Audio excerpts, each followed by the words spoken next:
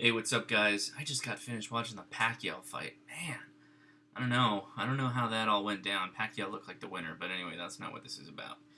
I was listening to a technology podcast this afternoon, tested.com, which is now has a affiliation with Adam Savage and Jamie Heineman of Mythbusters. And during the discussion, the podcast that I was listening to, this is an old podcast, so, Anyway, Adam, who was on the podcast with Will and Norm, was talking about a museum he went to, and it was a museum for nuclear weapons deployment. So it covered things like the submarine, the propeller-driven submarine nuke, the multiple models of the Fat Man and Little Boy or Little Man or Little Thin Man. I think that's it. And throughout the whole thing, he got to the end of it and he said, hey, I wish something like this was in every city, because the more people you see, the more people that get to see this, they would realize that we need to, de-arm all nuclear weapons as soon as possible, so on and so forth. And that's what this video is about. This video is about the mindset of people in the thinking that we all share a common good. That we think we have a common good in mind. I made a video recently about don't pander to the lowest common denominator. And as a clarification to that, I didn't mean that we all have a common good.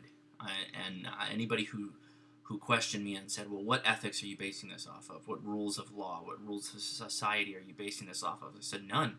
Base this off myself. If somebody comes up to you and says something, obviously trolling for an excuse that allows them to continue their selfish lifestyle, you need to tell them, I don't believe in that, and I don't believe in what you're doing. You as saying that person, may not have the ideas shared by the masses, but that doesn't mean anything. That's what you believe, so that's what you believe.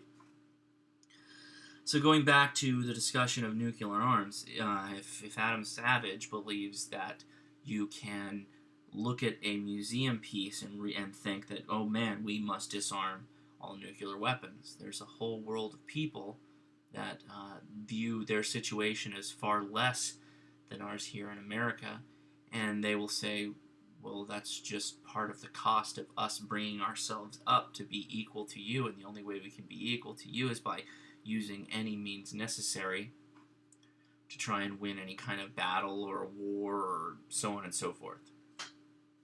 So when things happen in Iran and you have, a skilled people on a motor scooter or motorcycle that plant a bomb on a speeding limousine and blow up the scientists inside, or the complex computer viruses that get created that affect the nuclear condensing turbines within Iran, that's all par for the course of keeping certain people away from nuclear weapons.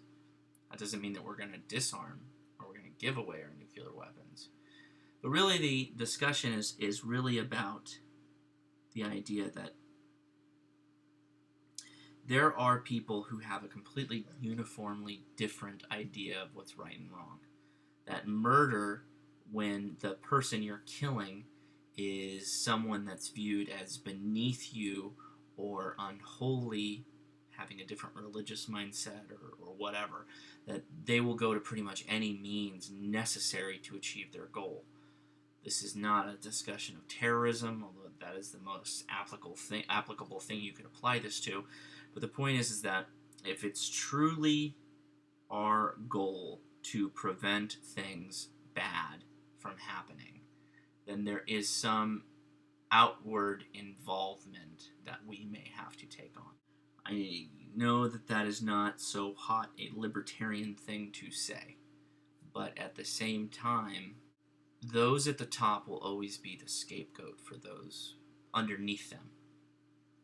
And I'm not saying America is the only one at the top, but there are plenty of people underneath us, and the technology that's available to them with a little effort puts them at equal odds with us as far as the devastation that their actions can bring upon us. So, the mindset of the appeaser. We must, disarm the nuclear weapons. We must have this nuclear treaty or a across-the-board nuclear disarmament plan that, we were working that out with Russia, and we've got other countries that are slowly but surely taking their nuclear weapons and shutting them down.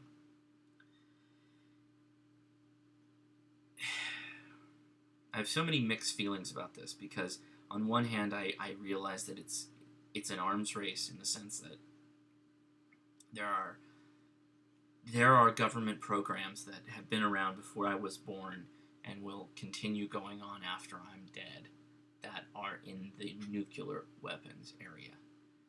And some of them are just going to be for maintaining the nuclear weapons that we have on hand. And I don't think no matter what you do, those are going to go anywhere. Unless an alien plops down tomorrow and starts shooting up the joint, we're always going to fight with each other. That's the way it's going to be, guys. So, a unilateral disarmament is only good for the people that are playing the A game, the A League.